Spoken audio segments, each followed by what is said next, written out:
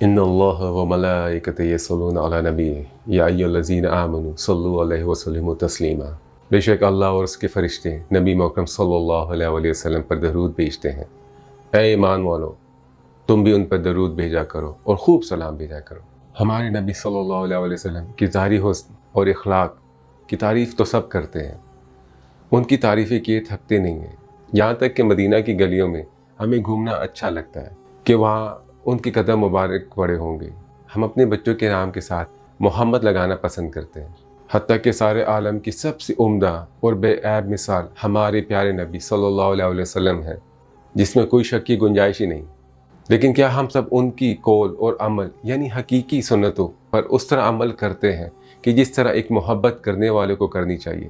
ہمیں تو ان کی بہت سی حدیثیں تو یاد ہیں، جس میں اول فہرست داڑھی رکھنا، 4 شادیاں کرنا اور مسکرا دینا ہے۔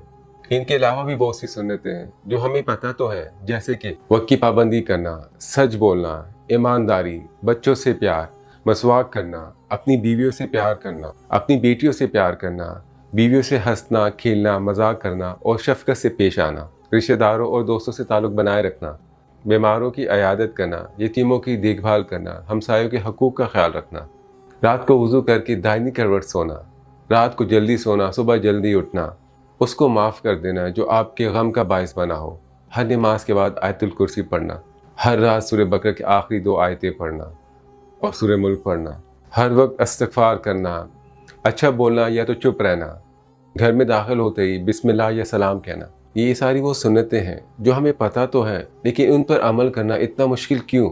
حضرت انس رضی اللہ عنہ سے مروی ہے کہ وہ کہتے ہیں کہ مجھ سے رسول اللہ نے فرمایا، اے میرے بیٹے، اگر تم سے ہو سکے تو صبح شام اس طرح گزارو کہ تمہارے دل میں کسی کے لیے بھی دھوکہ، کھوٹ، بغض، حسد، کینہ وغیرہ نہ ہو تو ایسا ضرور کرو۔ پھر آپ نے فرمایا، میرے بیٹے، ایسا کرنا میری سنت اور میرا طریقہ ہے، اور جس نے میری سنت کو زندہ کیا اس نے مجھ سے محبت کی، اور جس نے مجھ سے محبت کی وہ میرے ساتھ جنت میں رہے گا۔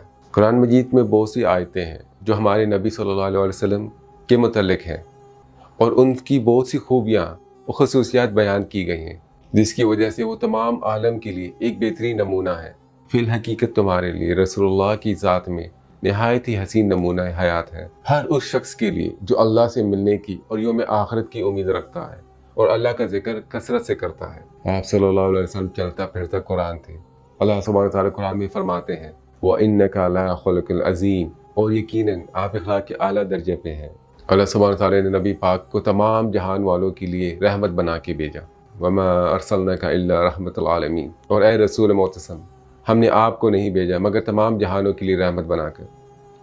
ہم اللہ کا جتنا بھی شکر ادا کریں وہ کم ہے کہ اللہ تعالیٰ نے ہمیں محمد صلی اللہ علیہ وسلم کے روپ میں ایک بہترین تحفہ دیا اور ہمیں ان کا امتی بنایا۔ قرآن میں ارشاد ہوا، بے شک تمہارے پاس تم میں سے ایک باعزمت رسول تشریف لائے، تمہارا تکلیف اور مشقت میں پڑنا ان پر سخت گراں گزرتا ہے۔ اے لوگو، وہ تمہارے لیے بھلائی اور ہدایت کے بڑے طالب اور آرزومند رہتے ہیں، اور مومنوں کے لیے نہایت ہی شفیق، بے حد رحم فرمانے والے ہیں۔ یہی تو ہمارے اصل میں مثالی شخصیت ہے۔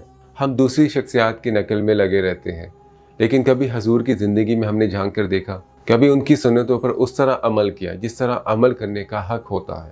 قرآن میں ارشاد ہوا، وَأَطِیعُوا اللَّهَ وَأَطِیعُوا الرَّسُولَ، اور تم اللہ کی اطاعت کرو اور رسول کی اطاعت کرو۔ ہم ساری زندگی بھی لگا دیں لیکن ان کی تعریفیں ختم نہ ہوں گی۔ نبی کی امتی بننے کے لیے تو کئی نبیوں نے خواہش کی تھی، اور ہمیں تو بن مانگے ہی ان کا امیتی بنا دیا گیا۔ اپنے کرداروں سے حضور سے محبت ثابت کرنا مشکل ہے۔